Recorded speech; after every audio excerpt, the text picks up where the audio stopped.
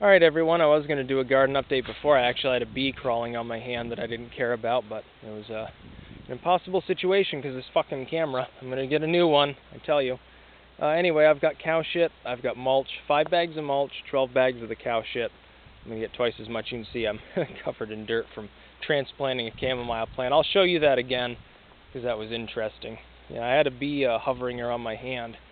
It decided that it wanted to take a sniff. Anyway, I'll just show you in reverse. I already transplanted this. If you want to transplant these Roman chamomile plants, they're pretty hardy. You dig around them by about 2 inches or so. And then you prepare a spot like that. And you literally just push your fingers down, lift it up, put it in there. And now you tap it in, tap in the dirt like that.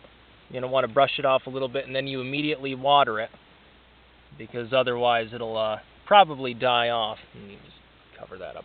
It's all good. But you can see I've already done a bunch of raking.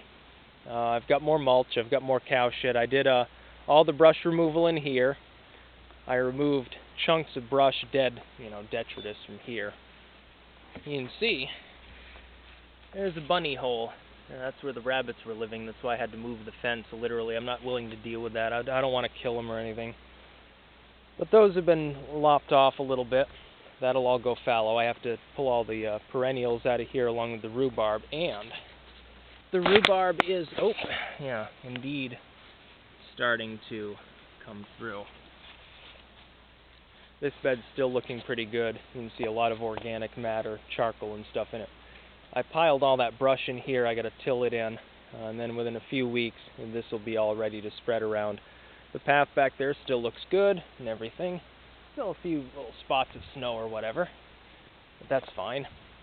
And then with those 12 bags of compost, that's enough to do these 3 more or less, as long as I add some clay.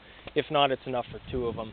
And it doesn't really matter which I choose to do. I've already raked this off. This doesn't even need to be improved. This got so much stuff put into it that it's still extremely organic. It's very, very crumbly.